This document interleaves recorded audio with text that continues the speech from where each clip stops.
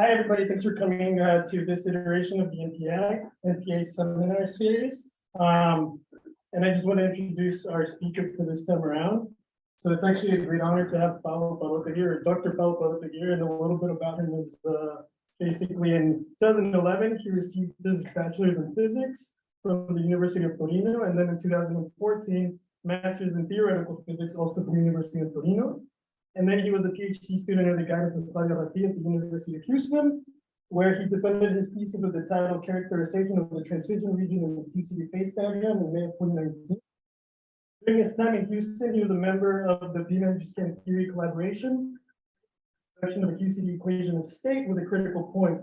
He was awarded a flash talk for best poster at Fort Meta in 2018. He was a recipient of the Rick AGS Thesis Award in 2020.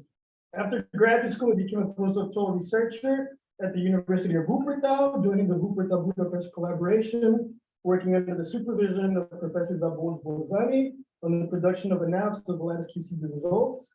And since 2021, he is a postdoc scholar at the Pennsylvania State University under the guidance of Professor Zoltan Fodor, continuing his work on lattice investigation in QCD thermodynamics. So without further ado, Paolo, take it away. Thank you very much. Thank you for the invitation. It's super nice to be here. Already a very good morning, very interesting discussion. Please stop me at any time. It's just a discussion, and we can make it quite informal. And so I'm gonna be talking about the equation of state of QCD that historically has been hard to get a hold of at large densities. And so I'm going to talk about the recent results we got from a new expansion scheme with the device. And the results are made in these two papers. The first work without strangeness and electric charge chemical potential, and then we move to a more realistic case of neutrality that is relevant for everyone. Yeah, this is the work. Sure, again. Thank you. So, yeah, this is a good starting point. What do we know about QCD thermodynamics, the finite temperature and density? We always see this phase diagram. We might be tempted to think that we actually know all that is written there, but we don't. What we know, very strictly speaking, from first principle or from observation, are just a few of the things that we see here. Some of them are just conjectures, and we don't know if they actually exist. And some other are even more speculative. We do know that ordinary nuclear matter sits around chemical potential around the mass of the lattice nucleon, the proton and the neutron. We know from lattice QCD calculation that the transition between hydrogen gas and orbital plasma is smooth crossover, and the temperature which happens is around 150 and 160 MeV. We also are able to extrapolate this temperature to some of the larger chemical potentials, well, not that far. We do know from first principle for cumulative calculations with very large temperature and a very large density, the behavior. And we know that there is the compact astronomical objects like neutron stars that are in the universe will live somewhere at large chemical potential with 1, 2, or 3 times nuclear saturation density and low temperature. Some things that we believe exist or we don't know if they exist is, for example, the critical. Many people look for it because it's likely or possible / likely that it will exist, but we need to find it. And of course, we don't know if it exists where it is. And then exotic phases that again live a very large chemical potential and for now out of reach when it comes to experiments. And so the importance, one of the reasons why the Christian state is so important is that if I know the phase diagram, at least I can say where the phase boundaries are. I'm not necessarily going to be able to characterize the different phases, but at least I will know where they are. I will know if there is critical point where it is. And one of the things, of course, that I even say is that here is very relevant from experiment. We are able to probe the low to moderate density regions of the phase diagram. at largish temperature. So another important reason why we care about the equation of state is that it's a crucial input for the simulation, the theoretical simulation of the giant solution. And namely, most importantly, hydro simulation. Because in hydro, you have the simulated fireball as a medium, and they divide in cells. To each cell, you assign an energy density, baryon density, and you need to know the pressure as a function of the energy density in order to evolve. And that is the equation. So you need an equation of state to even evolve a hydrodynamical system. At chemical potential, we've known now for a few years, very good precision, the equation of state from different collaborations. So the Buchertal glucose we can part of, the elasticity, I think is the plot from 2014. The color and gray lines are calculation from two different parameterization, implementation of the lattice method by us, the South, and by electricity is. And you see that there's good agreement over the temperature range. What do you learn from the fact that they agree? Like, does that just mean that they have the same like underlying physics, or does that just mean that it's a correct implementation of that underlying physics? Or? Yeah, so the underlying physics is the same. What differs is the implementation. And so this tells us that whatever difference there is does not have an impact on the result. And so this is good because it was not a good thing. For example, a big example is that now it's 150, 160. If you ask people in 2009, one collaboration said 160 and the other said 190. And then there was a big puzzle because people that was going to be, we have to figure that out, and they eventually did, and now they agree, and now they actually are super precise and super. So that's good. And that's also why it's important to have two big collaborations to do it even more, because I mean things can go wrong. It's not a simple matter.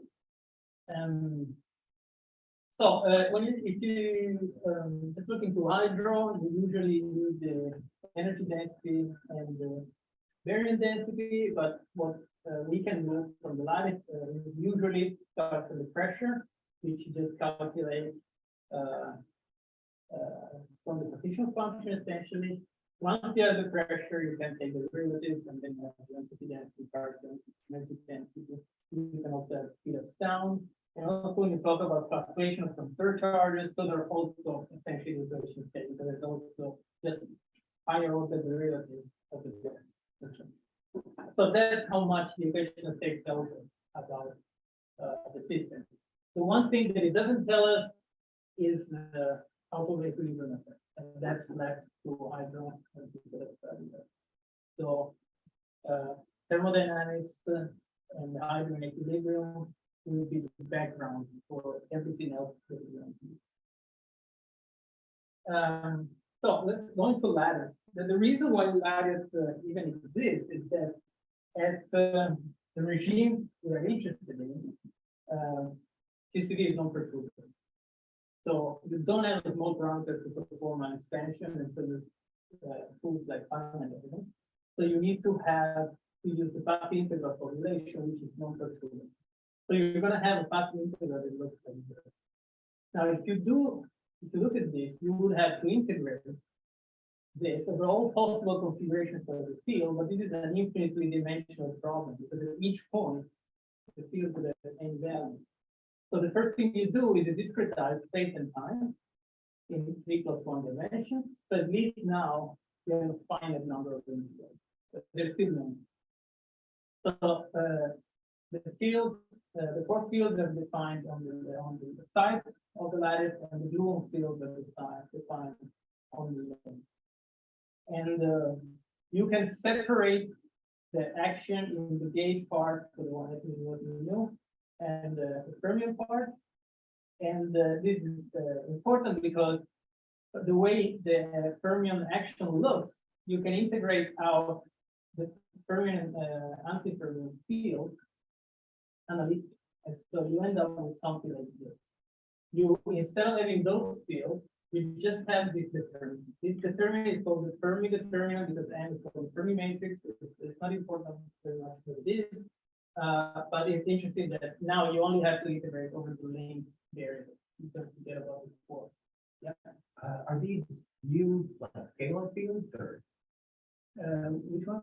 the U? What are- Yeah, the U are just elements of the SCP group. So they're the U ones. Gotcha.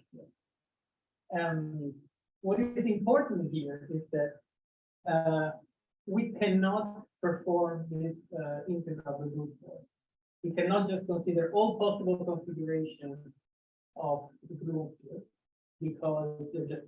We did the quick math this morning with Sierra, and we typical lattice we have is 48 by 48 by 48 by 12. In each of these sides, you have 8 links. Each link is a SQ3 matrix, which is 8 real numbers. If you calculate, I mean, do the math, it's like 80 million. So you have 80 million in that number. So what you do instead is you interpret this determinant times the exponential of the action, which is a real number, positive number, as an weight. And so you use important sampling to generate configuration according to that weight. And that way, instead of having 80 million, you get away with, I don't know, 3,000, 5,000 configuration. And this is crucial, and it's the only reason why we can do this.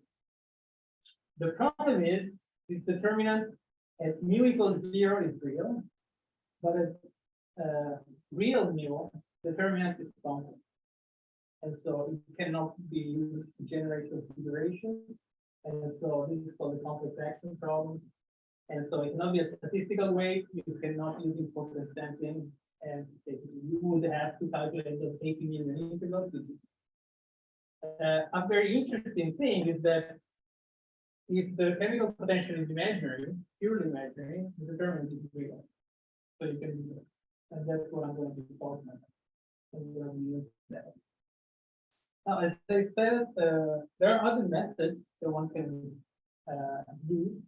There are no lattice specificity. As I said, an example is perturbation theory that works very large temperature, very large density, functional methods, which are both first principle methods, meaning the only ingredient there is theory. Nothing else. The problem with functional methods is that they have uncontrolled system. So we cannot trust it very much at the moment. In lattice, there are ways to work around the same problem. I will not go into details in these, but there are a few ways that are direct in the sense that you can actually simulate points in the phase diagram that are not equal to 0. But all of those are still exploratory. They cannot be applied to large scale simulation. What you can do is work around the problem indirectly. You want the pressure at time mu, you calculate the pressure mu0 and the derivative and higher order derivative, you do a therapy. That will be the most basic idea. And that's actually what we've done first when it comes in storage. Another possibility is to do an analytic configuration for imaginary mu. So you calculate whatever you want as imaginary mu, and then you do a continuous analytical configuration. And I'm going to explain that in a bit. So here just a short list of results I won't talk about because there's quite some progress now that people have realized that this, of course, this is very interesting, and also results are needed for example, neutron star merger physics. Developments in the reweighting schemes, that is a way to actually go beyond vanishing chemical potential in a well-defined way. Different ways to resum the Taylor series. So that is exactly what I do and what I'm going to show here, but there's also other ways to do a similar thing that I cannot talk about today. And also Taylor field keeps improving, but it's very hard, and I'm going to explain why. That looks like a dead end, or it soon will be a problem. So this is the Taylor. The derivatives of the pressure are just the cumulants of the baryon. So these are the second, fourth, sixth and eighth order derivative of the pressure at mu equals 0 with respect to baryon chemical. So if I want to do a Taylor expansion, I take this coefficient, take temperature by temperature, or literally calculate the Taylor expansion, and that's it. The problem is that you can easily see that the signal to noise ratio deteriorates very fast when you go from one order to the other. And I mean, in Taylor, in principle, you would want all the coefficients, so infinite numbers, you have 4, but it's very small numbers. They're very computationally demanding, and it's very, very hard to have results with sensible error bars. This is a more recent result from 2 years ago from hot QCD, but you see, I mean, it will get 100% error bar. If you actually do a Taylor expansion with this, you're gonna get something with huge error bars, even though we're not very far from chemical expansion. And this is an example. I took the coefficient from our results and just calculated the baryon density to find chemical. So in order to 1, 2, and 3, you see different colors correspond to different orders in the expansion. You see at 1, everything is fine. 2, 3, at some point, you're gonna run into problems because basically any sort of structure you have in this coefficient is gonna be reflected 1-to-1 in the result. And if that is clearly not monotonic, and the result is not monotonic. The problem is the result needs to be monotonic, otherwise it violates thermodynamics. And so this is a basic problem. And we immediately thought that probably the reason why this is a problem is that the Taylor expansion is carried out at constant temperature.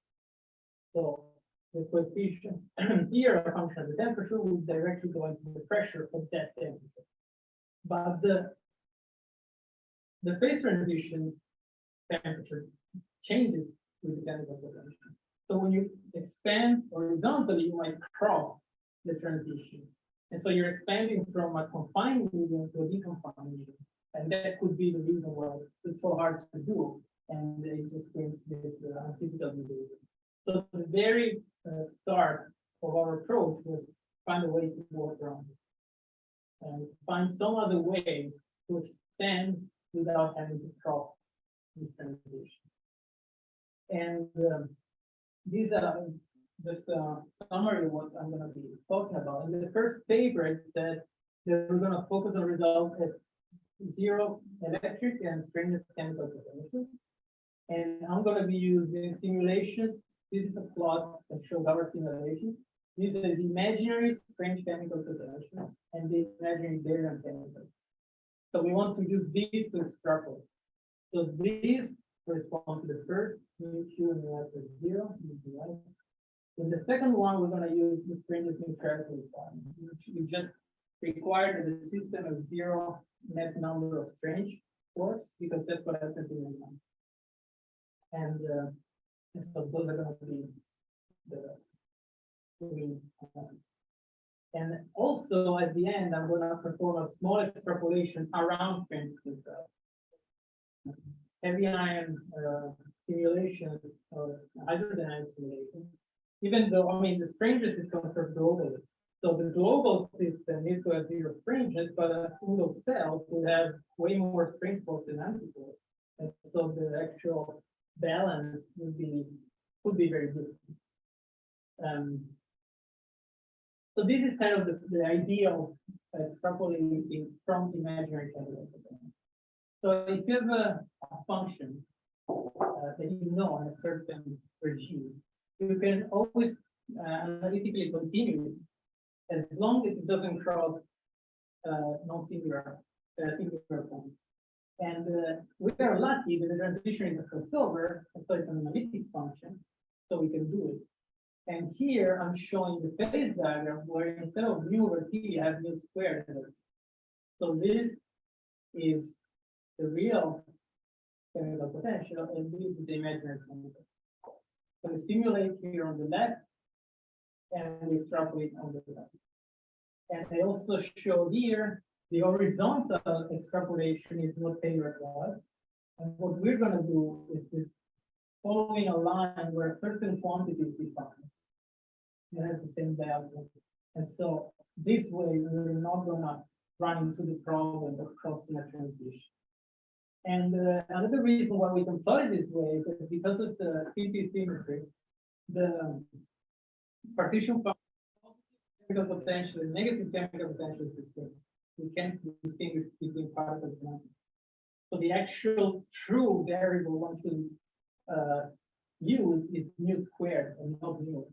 And that is also why we only add even derivatives here. It's only all derivatives here.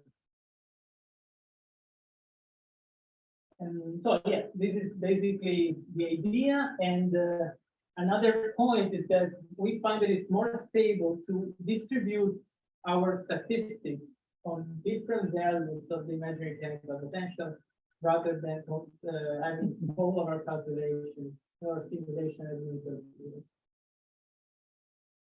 So this is the very starting point of the very observation that on which everything started. And what I'm plotting here is the baryon density over the chemical potential at different values of the chemical potential, imaginary chemical. And what we see is that they all look pretty much the same. And in fact, what we did is we took all of these curves, rescaled the temperature of those curves, according to this transformation, with a parameter kappa that tells us how much they move when we change the chemical potential. And they all look the same. All these curves with a single value of kappa collapse into each other. So it means that the dependence of this observable on the chemical potential is actually very simple because it can be described as a single number. It just means that when you change the chemical potential, the curve gets shifted over. And so we literally thought that we can exploit this thing. And first, we made like a mock test to see if that is really the reason why Taylor has problems. So we took a sigmoid function, which is the black curve here, and we said we forced its dependence to be only that we just observed. So that when I change the chemical potential, I change the shift. And then once we have this, we have the function at every chemical potential, but we can also take derivatives because this is the sigmoid analysis. And so we did, and then we used those derivatives to make a Taylor expansion. And we see in the Taylor expansion of our mock curve the same features that we saw in the actual data. And so here is probably easier to see. What you see on the left is pretty much the same as you see on the right. And this is very suggestive because what we hypothesized to be the problem in the analysis data seems to be actually defined. The fact that the curve change in temperature when you change the chemical potential seems to be the source of all evil, the root of all evil. And that's that is indeed what we see. However, Sorry, can you go back? So there's like an additional order on the left and yeah, because we just had one. okay, because like the moment the dip is occurring around the same place, but at a higher order. Yeah, you should look at the green and the blue. Yeah, the other. Yeah, so the pink is pink, the green is orange, and the blue is blue. Okay. So the problem is that this is no noise. This is just a curve. If you put noise on top, it's gonna get even worse. And back to the and actually here we're not showing the next because it's worse. But this is enough to say that we cannot use it. Gotcha. And the over here is indeed beyond the range that the Taylor is going to be using quote as the trustworthy, which is usually 2.5. And the way they define, we define how far you can go is when two successive orders don't agree anymore. That, you know, even though that's not the very strict definition of a convergence of the series, but with a finite number of coefficients together to be able. So this is basically the problem. It seems like it's just the very fact that the curve you're looking at are sigmoids shifted with the temperature. That seems to account for everything we see. So since we want to construct an alternative expansion, we cannot just have one number. We need to make it systematic. So what we do is include higher order. We stop at the next only. But crucially, we make this coefficient kappa that determines this shift temperature dependent. So this, each temperature I can shift by a different amount. And it's important to note that this thing is just the reorganization of the Taylor series. It's just a different terms that go in different ways.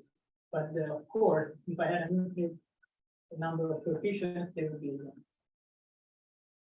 And in fact, you can calculate the first order, and you can make a map between the coefficients of the Taylor, which are the chi, and the coefficients of our node expansion, which are the tau.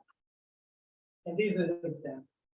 An advantage we have is that since we don't start from the pressure, but we start from the density, we are already one order in advantage.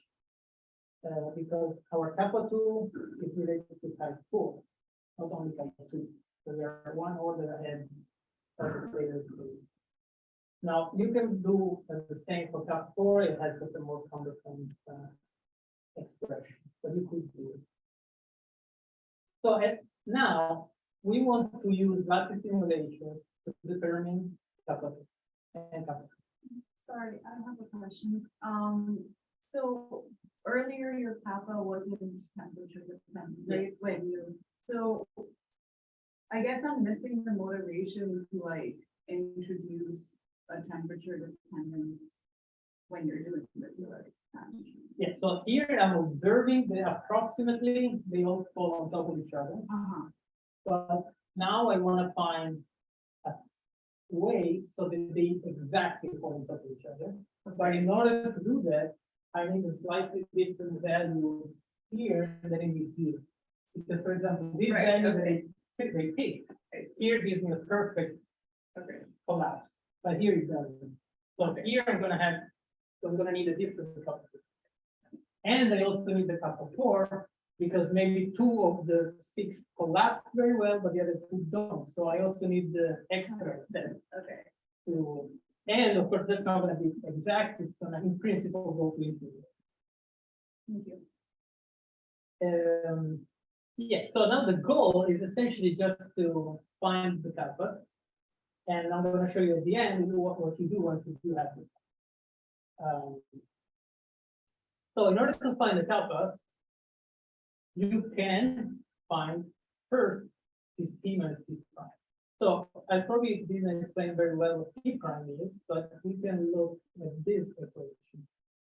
So this means if I have a certain T prime, it means that the variant density over the mechanical potential at a certain P mu V is actually the second derivative with respect to baryon number at a different T. So for example, the value here is equal to the value here, a different temperature. Because the black is the curve that is equal to 0, and the colored ones are B. So now the point is to find this P minus P prime. So I start with my curve at equal to 0. I need to interpolate it because it will give the value at every temperature.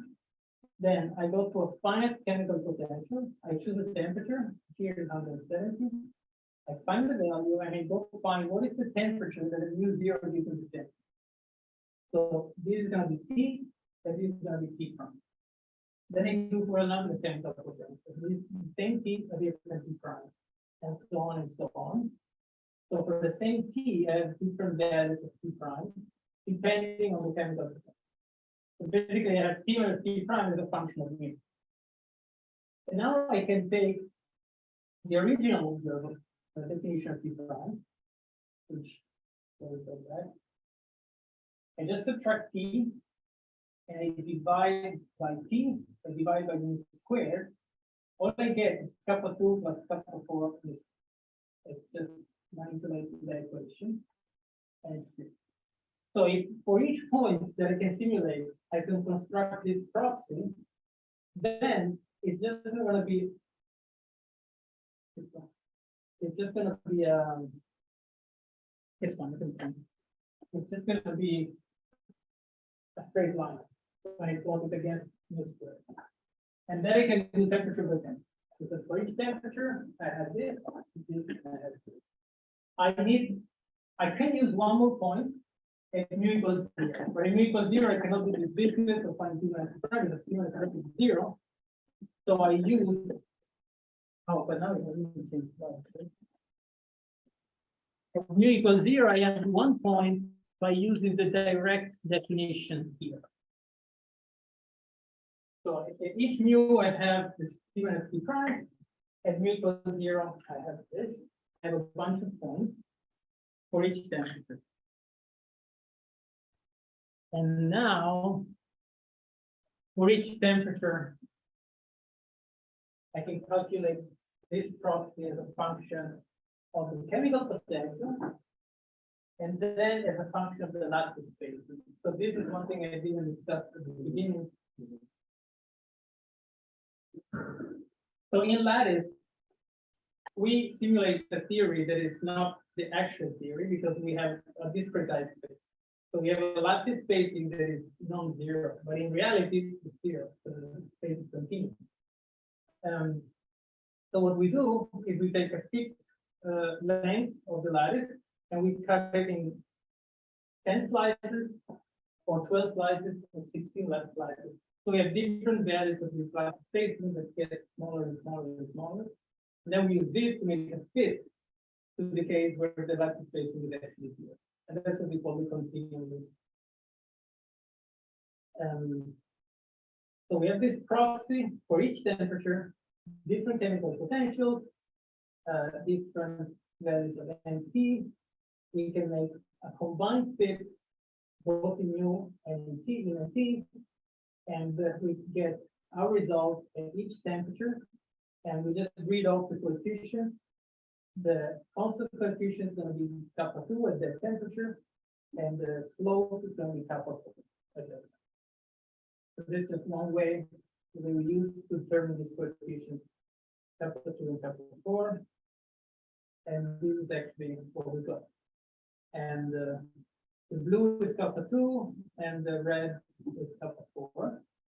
The points are our results from the continuing extrapolation. The green and orange curves are calculations from the Adron retinal gas model, which are actually in agreement with what we find. And we also performed a fit to smooth out these oscillations that are due to correlation between the different points. And now going back to the physics, our initial guess was pretty good because the initial guess was that there was no kappa 4, so kappa 4 was 0, and it's 0. And kappa 2 was basically constant over a large range of temperature, and that's true. And the kappa I showed you at the beginning was 0.0205. Really, so it's correct. And a very good thing for the next part of the talk is that kappa 4 is so small. I could almost ignore it because it's physically 0. So once you have this curve, kappa 2 and kappa 4, you can go back to the initial equation that defined the whole procedure. And so we had that the chi1, which is the normal baryon density, over mu was chi2 at a certain different temperature.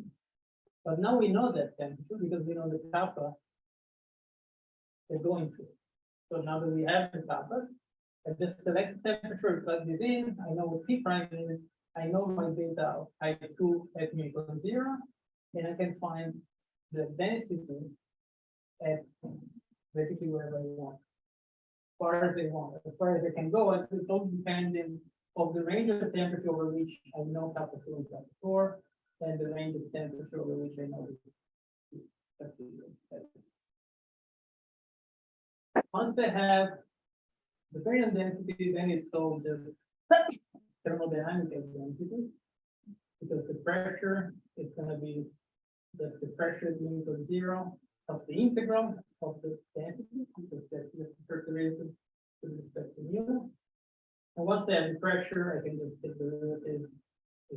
I get the entropy density and the energy.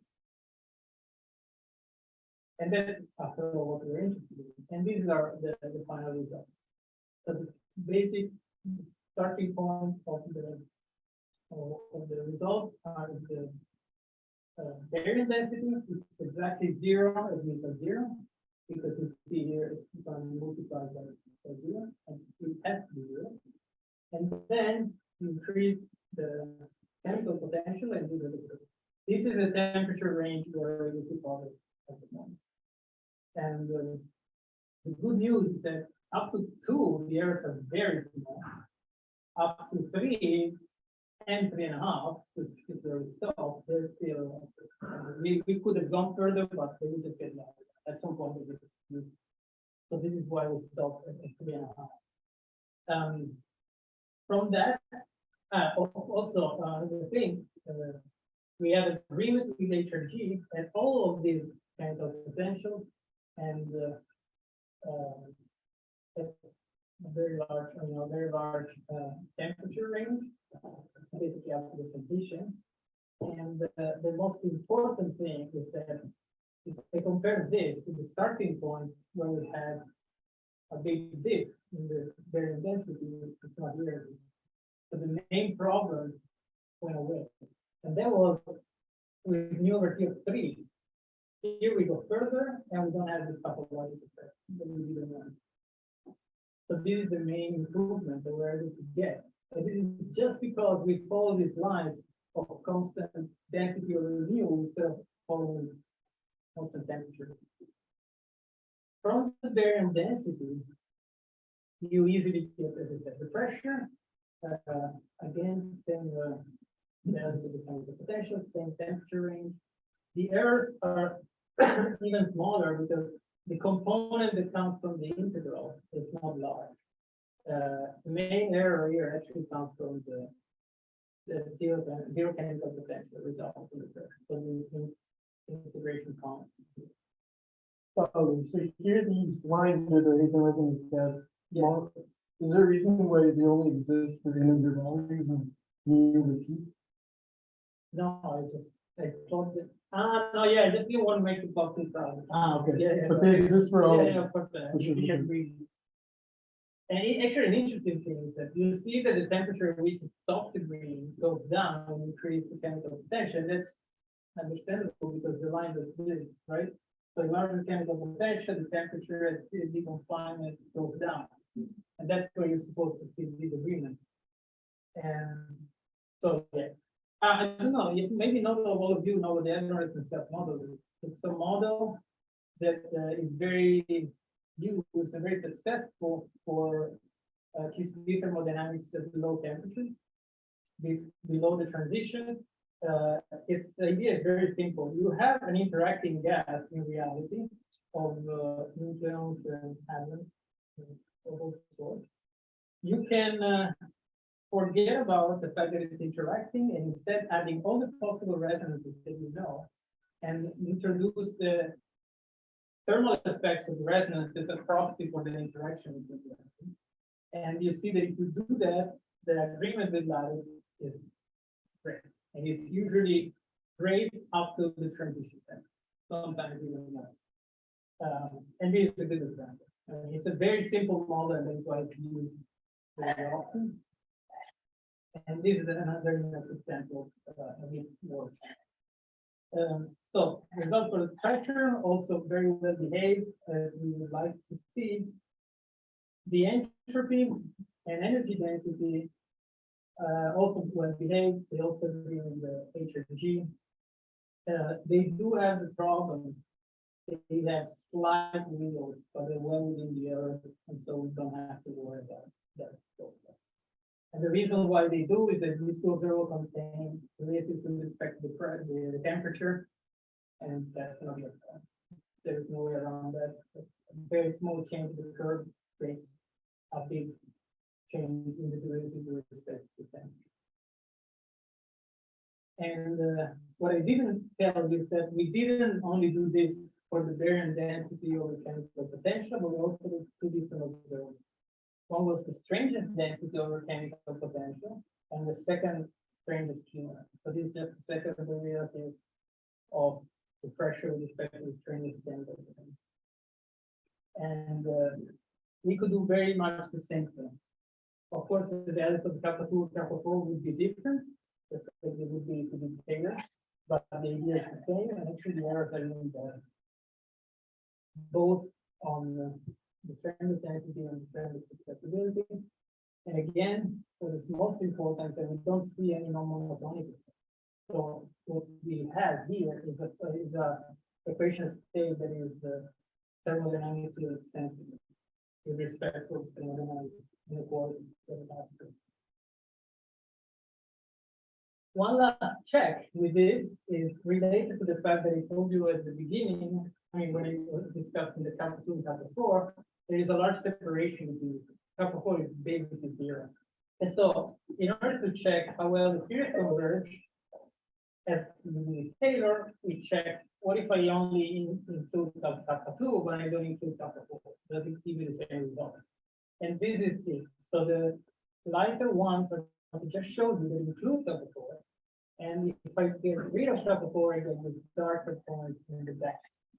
And what is nice is that they're in perfect unity. It's just that I have some error centers when I include kappa 4. I don't change them.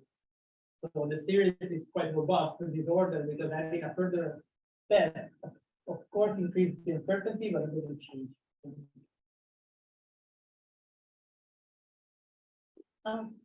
Just a question. So is kappa 4 almost 0, like based on like the other plot of kappa 4 and kappa 2 versus T? That you Yeah. showed? Oh, okay. So that's why it doesn't change much. Yeah. Oh, okay. So basically, I think you can see it. So this already tells you that kappa 4 is going to be small. Because if it wasn't small, this wouldn't work. Oh, yeah. So kappa 4 tells you how different is it if I only look at the small mu or I look at the small and large mu together. Because kappa 2 will shift all these the same. Positive kappa 4 will further shift the ones that are far away and less the ones that are really close. But since just doing the same to all works, it means that kappa 4 is going to be. And that's actually true at all times. And actually now I'm going to talk about another example with strength of neutrality, and that's going to be a little bit. But yeah, it doesn't have to be that it's a split. And that's basically the secret of this whole approach. We are able to find this way where one order in the expansion basically gives the answer, and the rest just increases the error.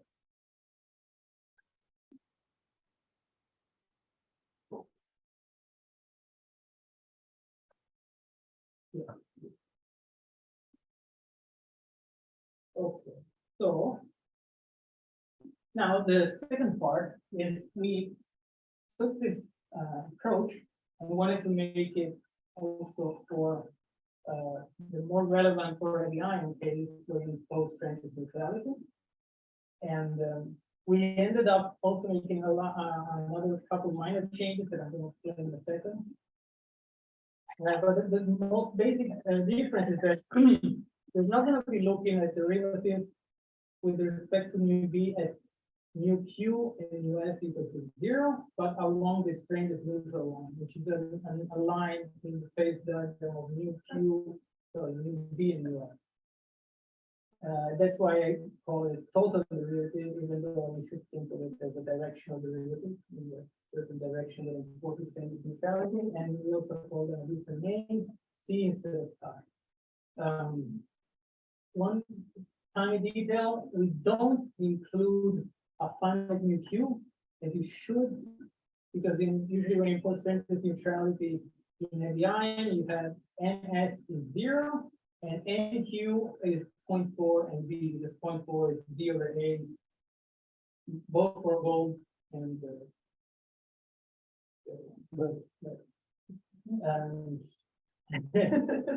so the reason why we don't is that on the lattice will be very complicated because we treat the mass of the up and down forces the same, and that we will have to correct for that, and it will be a little complicated. And they also, the other reason that mu q is small, very small. It's like 100 times smaller than mu b, so we can't put it right, at least with the procedure that we have. So we're going to look at the first derivative study C1.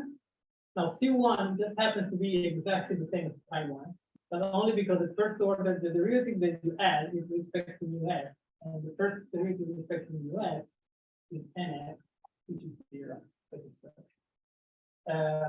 Then we cannot look at ns like we did in the other case for the strangeness density, because that's also 0. So we look instead at the ratio between strangeness and barochemical potential, because that's basically the same that tells you how much chemical potential you need to enforce strangeness at a certain temperature and a certain. And then we also again look at this calculation.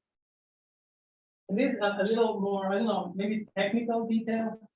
We introduce what we call a Stefan-Boltzmann correction. So here, the starting point we had was this. But what if the color curves at a Stefan-Boltzmann limit? So the Stefan-Boltzmann limit is the limit of large temperature that actually was above the black line. Then you will never be able to draw this segment because they will never have the same height. So we divide all of them by their own Stefan-Boltzmann limit so that they all go to 1. And so we can apply this method. This was because with the strangest neutral case, the curve looks a little bit. So this is the same plot as before for C1. This is without the strangeness correction. You see that there is a difference. We didn't see this before. It was better. It just worked better in the case of the US. But it's fine. I mean, we have that's why we have this dependence on the temperature and this stuff before to account for all these things. It doesn't have to be perfect. But then we do this division by the Stefan-Boltzmann limit. So we force all the curves to go to 1. They by some structure that want to go to 1 because they're divided by their limit at infinite temperature. And another advantage of that is that the kappa 2 at large temperature are going to go to 0 because all curves are going to collapse. And the T minus T prime that I need to find is 0 because they're all going to be the same curve. While in the case where I don't do it, the curves are going to end up being parallel and kappa 2 is going to explode because they're going to be infinitely apart, even though they're very close together because they're very parallel. And this is how you see it in the coefficient. So these lambda 2 are the new names that we gave to the new coefficient after we did this correction. And you see that it goes to 0 as we wanted instead of going to infinity. You can actually show the good stuff. This is on a single lattice, but if you do the full analysis that we did before, you just go straight to 0 to large temperature. And the price you have to pay for it is that you have more uncertainty on calculus. That now is the wonderful thing.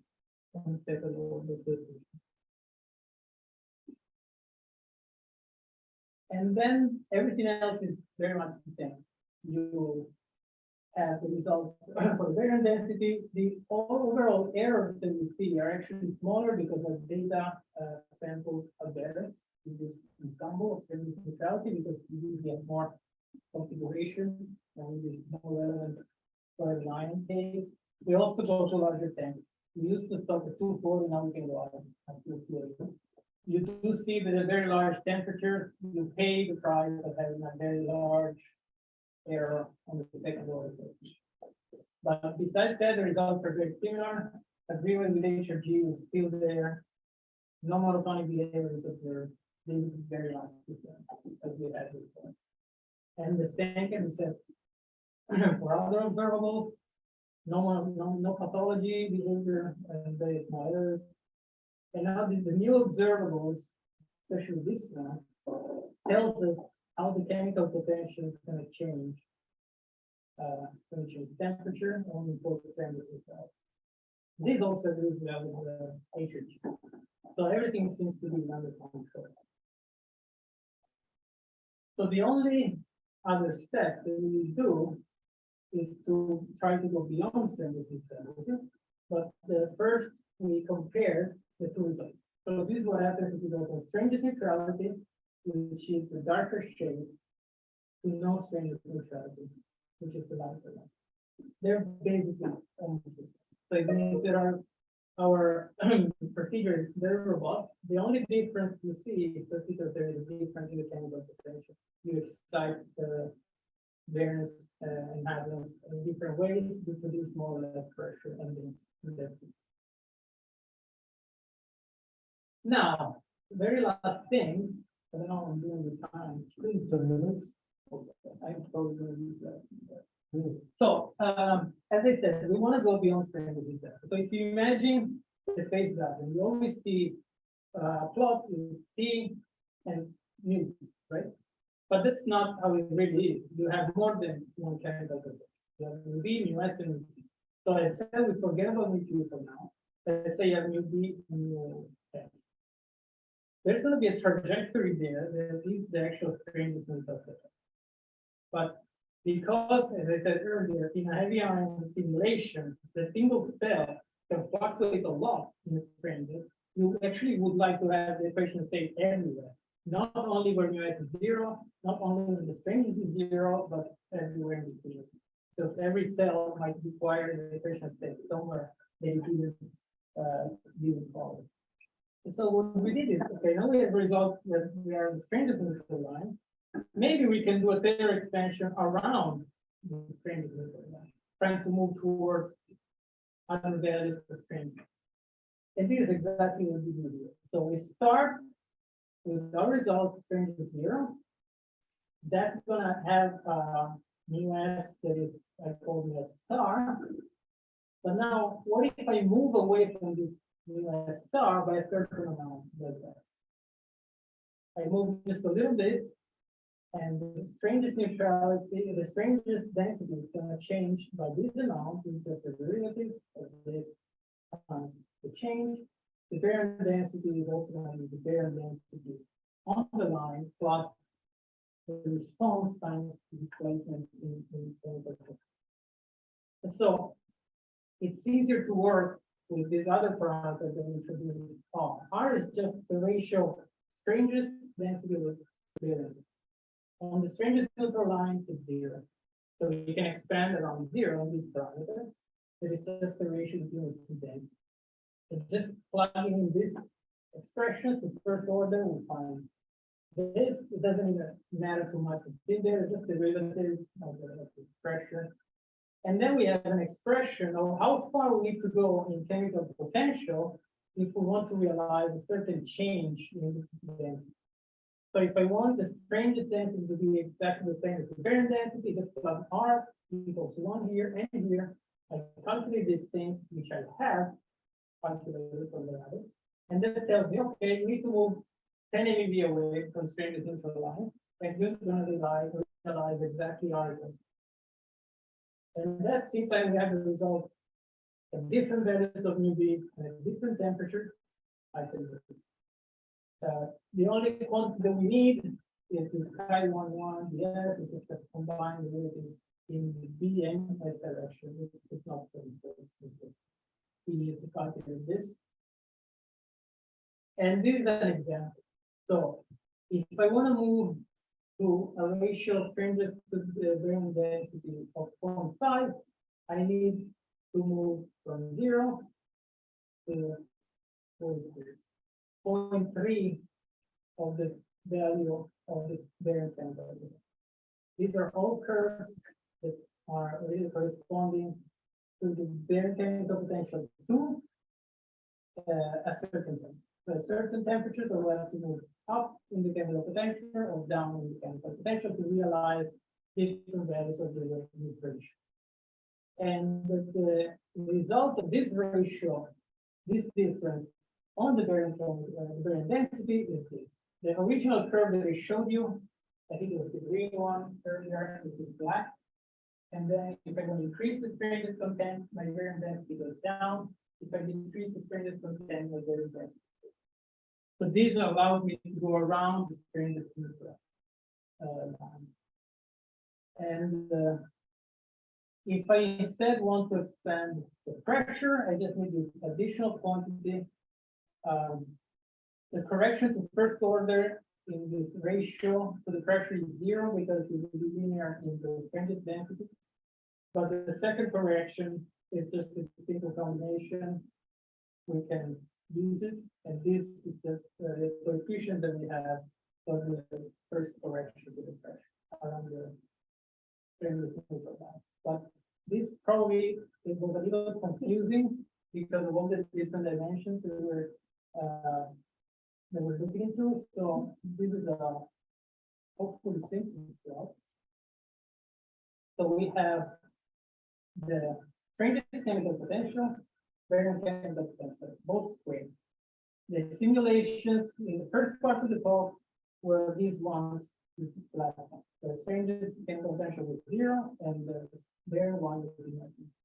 Then the strangeness neutral simulation changed when you change the temperature because you excite baryons with different strangeness in different ways, and the combinations are different. And so at large temperatures, here it took the two extreme of the temperatures. There's going to be very different conditions of where you actually have to. And then we do the extrapolation. So the extrapolation of the large temperature is the purple one, and the lower temperature.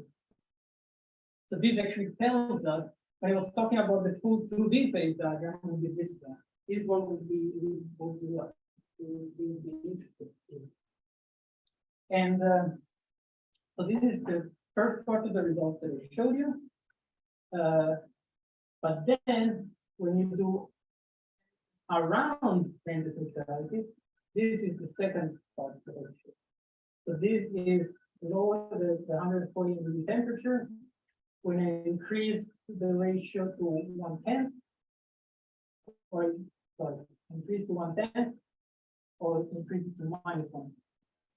I just move around in the phase diagram. This is at one temperature, and the larger temperature is a similar thing. You are just able to move a little. Of course, the error bars get large, and but we can do so that. And I think this is it. So the very most important thing that I want to convince you about was that the historical approach of using Taylor to form the expansion is running into basically accepting the fact that it's hard. It requires huge computational power because the new observer will need to calculate are very hard to calculate. There's technical challenges, numerical challenges. And also the very fact that the phase diagram looks the way it looks makes Taylor not the best way to cope with this sort of expansion. And so we devised this new scheme that exploits the fact that the observables behave in a certain way. We exploit that and we expand following certain lines, and that gives the advantage that we can achieve a better convergence. A better convergence in very simple terms, it means that we are able to have smaller error bars, better behavior in larger temperature. That's after all what we are after. And we were able to do the same thing with and without imposing strangeness neutrality. And we started pushing them, even though the errors are large and it's quite complicated. But it could be something that can be pursued in the future. And of course, as I said, the signal really needs to be improved. One interesting thing is that the error that you saw on the pressure is actually quite dominated by the error at neutral zero. So these are one of the things that we're working on, because if you reduce the error there, you reduce the error everywhere. And so that will improve a lot. All the error bars that you saw, and maybe it will get just like the larger things.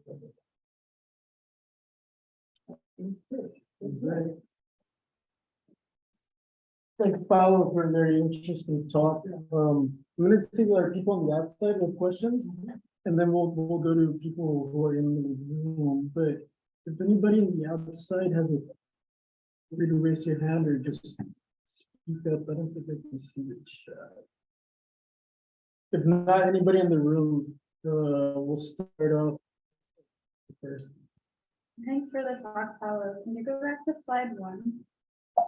So I have a Sorry. super basic question that is going to reveal a fundamental gap in my statistical mechanics knowledge, but you seem knowledgeable, so I will ask you. Okay, so when we talk about like different order phase transitions, I had until recently understood this to mean that those were defined by the continuity of the derivatives of these various thermal quantities. And then I recently learned that this is actually a kind of outdated definition. And according to some like Ehrenfest, the words on Wikipedia, where this is like the Ehrenfest scheme of classifying orders of phase transitions. But then there's like a modern definition that has to do with something about the latency, and I was totally unable to understand the Wikipedia explanation, so I was wondering if you could talk about this. It could be that the difference between the two applies to fields that are not used. Because here, the two things you said are perfectly identical. Okay, so it's just where the order of the derivative where the discontinuity appears is how. If you have it's this defined. continuity, you're gonna have a reason. Okay, And for example, one thing that we do, because we can do it in lattice, we can simulate the system with outputs. No force. It moves. There, the transition is very further. You can get a little bit, you see the jump. So, everything's fine. So, I actually don't know exactly what you're referring to, you can look at it maybe later. Okay. But I suspect that that's probably for some exotic systems that are not related to this. okay, so the first order I can. That is, Great. well, both things are better. Yoshi? Yeah, thanks for the great talk. I also have a question that will reveal my lack of knowledge in field theory. So can we go to the next slide? Or actually, yeah, maybe here. So you said that U's are basically like the gluon fields.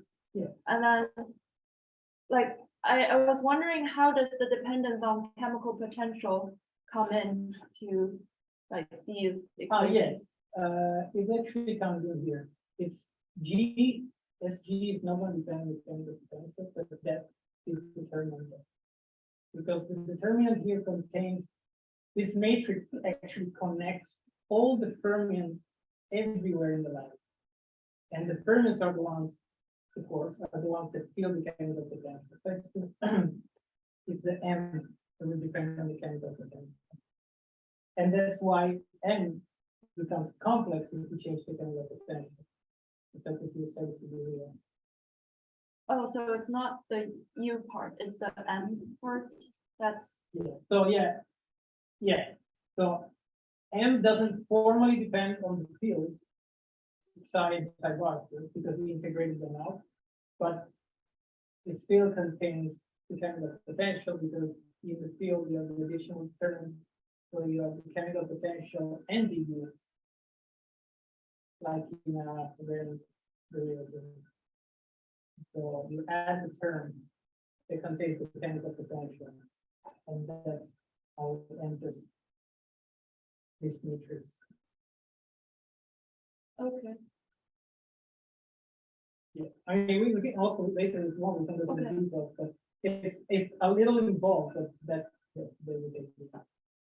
Does it have anything to do with the Dea-Papa integration? The ghost. No, never mind, I probably messed up. I'll ask you later. Okay. Yeah. I will ask a question that I don't know enough to know if this reveals a lack of understanding. But the last thing that you said was basically at like UV equals 0. the calculations, I guess you said, of the pressure are not very precise? Is this- Yeah, So why is that? Because I would have thought that naively that would be the area where like people put most of their energy because, surprisingly complicated answer. They're okay. they were from 2013, Okay, gotcha. and they are. I guess you can see it here. I mean, the error bar is 0. It's actually half the error bar is 0. Yeah, So if you cut that by a factor 10, you cut this by a factor 2. mhm, And okay, the reason is literally just because of its own. uh-huh, And it's algorithmic and hardware improvement over 10 years are a big thing. And mhm, that's basically why. And also, I mean, everything goes like together. If experimental measurement on a certain precision, theoretical measurement don't have to go so much more precise. And so you always gonna have to improve forward one another. okay. I mean, they could have made it more precise 10 years ago, but they didn't. Mhm. And now we were working on that. Yeah, so someone effectively just needs to rerun. Yeah. Yeah. Another question? Yeah, so, I have a question regarding, the sign for the imaginary chemical potential. Why is that positive? Is it because of like conjugate determinants? Or Why, is the sign good for the imaginary you mean, why you don't have the determinant becomes, negative there? yeah, it just doesn't. I mean, that's also a quite involved calculation, but, it's crazy.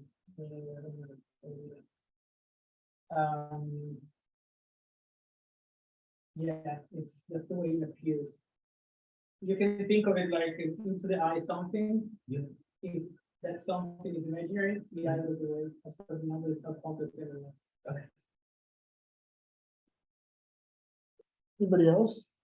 Or people that Here. said, yes, Yeah, so since yeah, you were asking about like the imaginary chemical potential, can I just follow up on that? So how do we, I know like mathematically that's like supposed to be an assumption where it just continuously evolves from like mu b squared lower than 0 to like greater than 0, but how do we physically understand the calculation you do at mu b is like purely imaginary? Also, you're saying that we can basically just extrapolate from the converged calculations at imaginary mu b, but do we have like any, I don't know, any theory to back up the assumption that we make that we can like extrapolate to real mu b, or basically there's like not a wall or like some